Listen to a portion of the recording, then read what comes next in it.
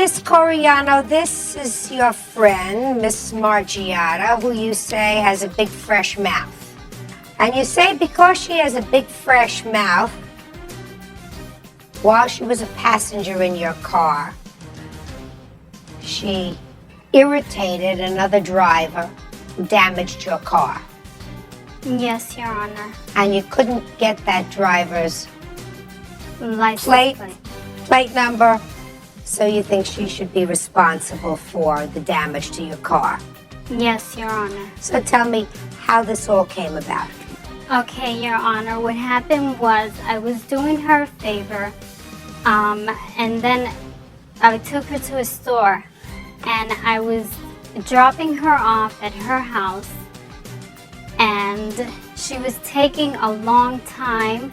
She had my door wide open. She was with her baby, and there was a car. She was taking a long time getting out of your car. Getting out of my car. She's just like that. She likes to hold people up.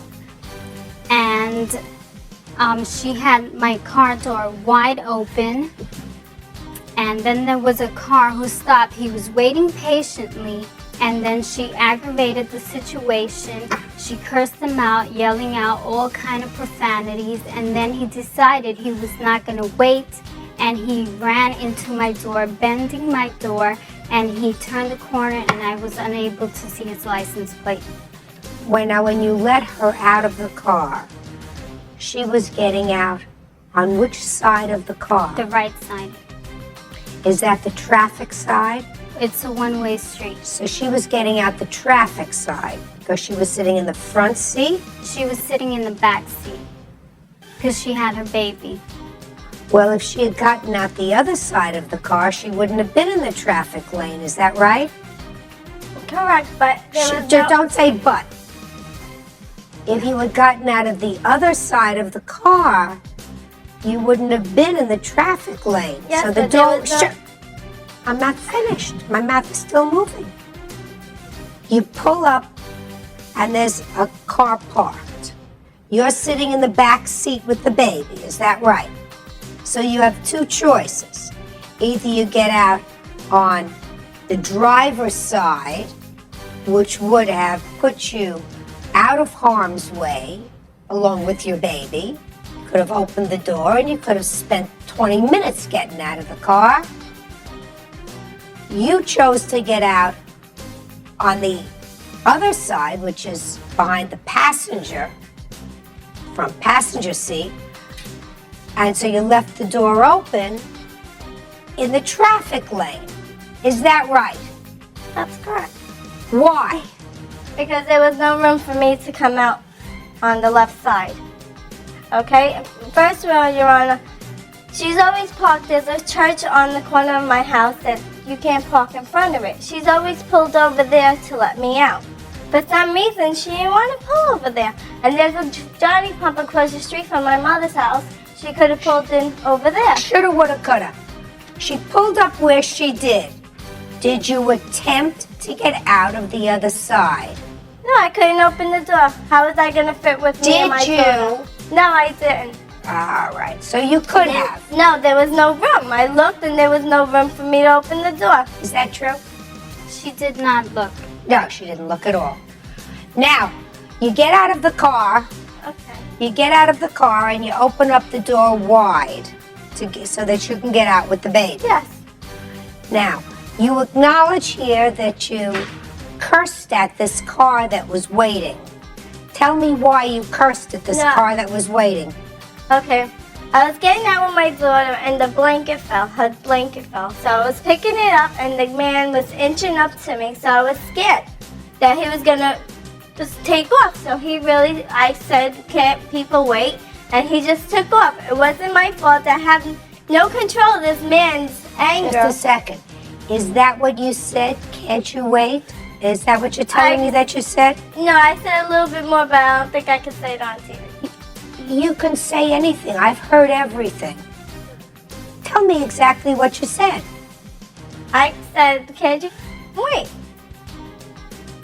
Well, that's different then. Could you please wait a second? I'm just picking up my daughter's blanket.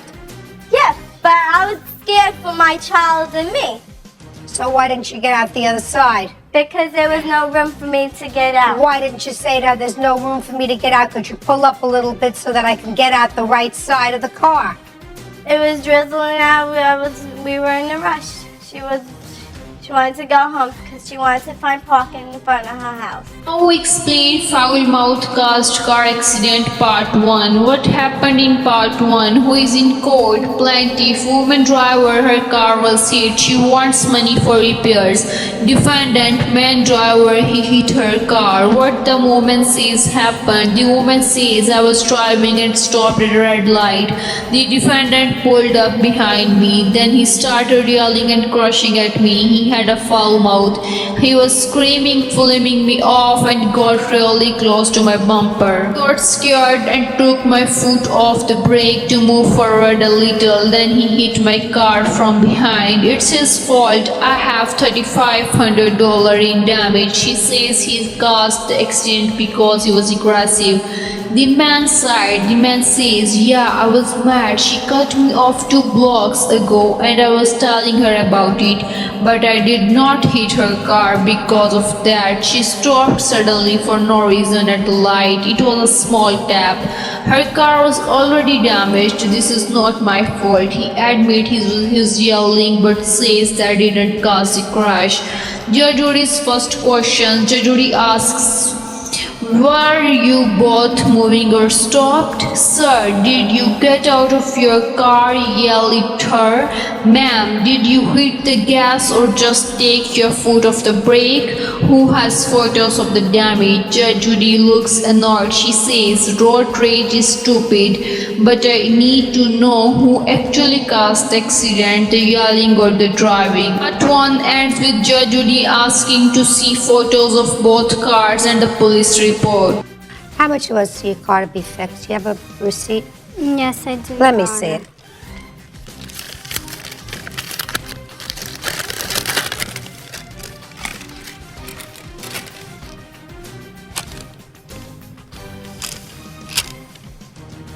Are you still friends with each other? No. When did you ask her to help pay this bill?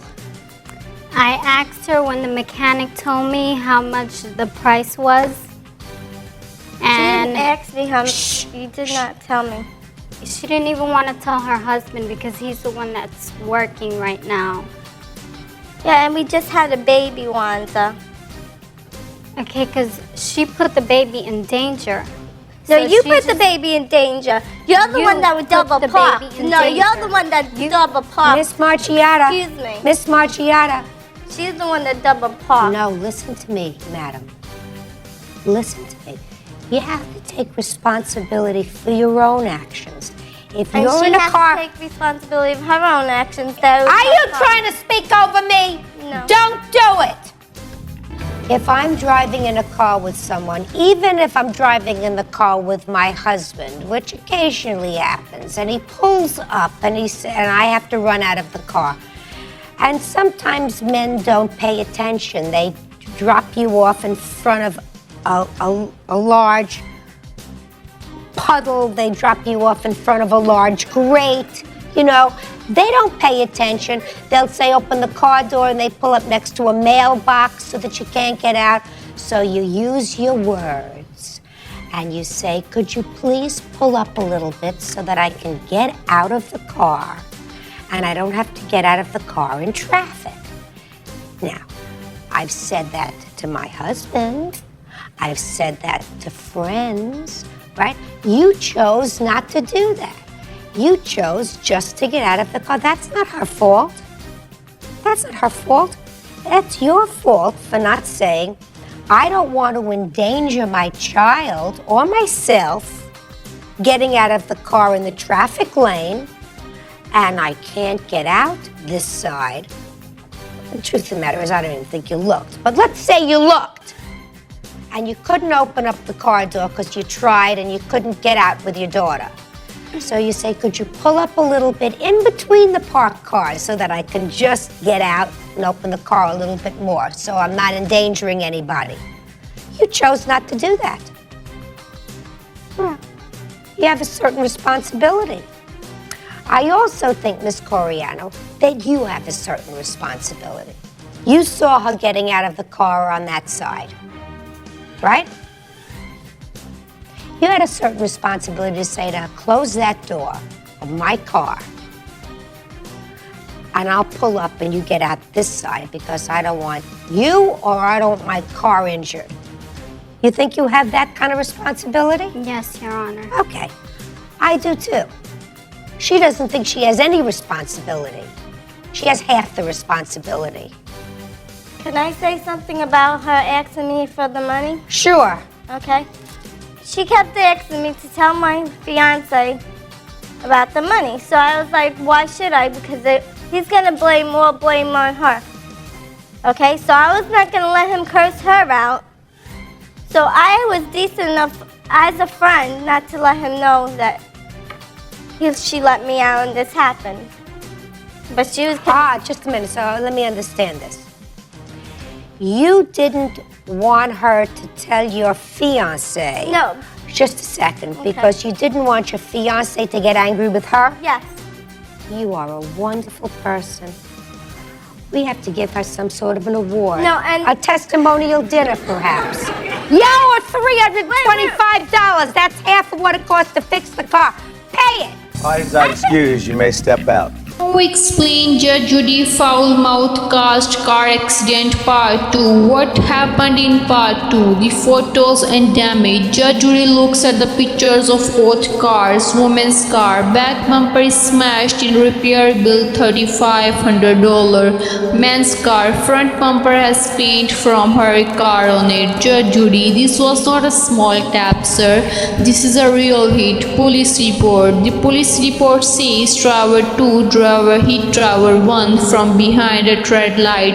No tickets given. Judge Judy, in a rear end crash, the person in back is almost always the fault.